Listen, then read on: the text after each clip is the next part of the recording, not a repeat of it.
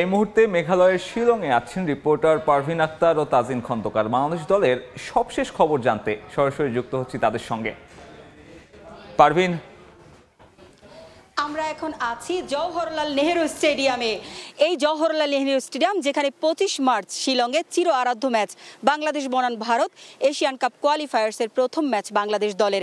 এই স্টেডিয়ামে আমরা দাঁড়িয়ে আছি। এই স্টেডিয়ামে কিন্তু বাংলাদেশ দল অনুশীলন করার জন্য মুখে আছে, কিন্তু যত আলোচনা হচ্ছে এই স্টেডিয়াম নিয়ে যে ভারত কোনোভাবেই বাংলাদেশকে অনুশীলনের কোনো সুযোগ সুবিধা এই ম্যাচে দেয়নি এবং এখন পর্যন্ত জামাল, হামজা যারা কিন্তু এই মাঠে লড়াই করবে কিন্তু তারা কিন্তু এখনো এই মাঠের সম্পর্কে কোনো ধারণাই পায়নি, কারণ তাদেরকে ফুটবল ফেডারেশন থেকে কোনো ধরনের সুযোগ সুবিধা দেওয়া হয়নি। আমরা যদি দেখাতে চাই যে স্টেডিয়ামটা কিন্তু 2012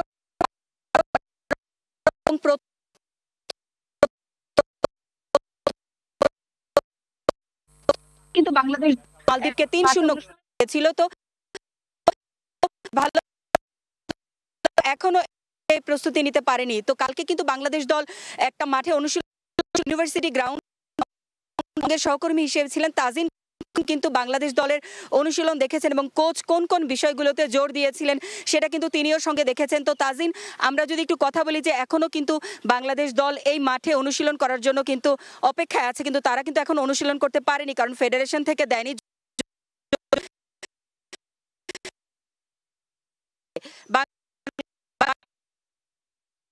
কালকে যেহেতু পারেনি, আজকে অনুশীলন করবে, তো আজকে এই বিষয়টা সম্পর্কে আপনি একটু বলেন যে আজকে অনুশীলন করলে এটা কতটুকু ইতিবাচক হতে পারে দলের জন্য। পারভিন, আসলে গতকাল আমরা যেটা দেখেছি যে এমন একটা মাঠে তাদেরকে প্র্যাকটিসের সুযোগ দেওয়া হয়েছে এবং সেটা আগে থেকে আসলে ফিক্সও ছিল না। খুব একটা হেক্টিক একটা জার্নির মধ্য দিয়ে তারা আসলে ওই বিষয়টা ফিক্স করতে পেরেছিলেন যে তারা কোথায় প্র্যাকটিস করবেন। সেটা কিন্তু পাহাড়ের মাঝখানে একটা মাঠ ছিল এবং ওয়েদার যেমন বাজে ছিল তেমনি বাজে ছিল।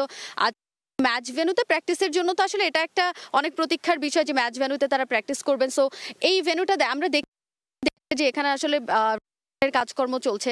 সো ডেফিনেটলি ম্যাচ ভেন্যুতে তারা প্র্যাকটিস করতে পারলে তো তাদের জন্য বাড়তি একটা সুবিধা তো তারা পাবেই, এটা খুব স্বাভাবিক একটা বিষয়। আমরাও আশা করছি যেন বাংলাদেশ দল সেই সুযোগটা পায়, তবে হয়তোবা ম্যাচ ভেন্যুতে না দেওয়া হলেও তাদেরকে আমরা ফুটবল ফেডারেশনের সঙ্গে কথা বলেছি যে কোথায় তারা আসলে করতে পারে। আমরা যতটুকু জানতে পেরেছি যে মূল ভেন্যু পাশের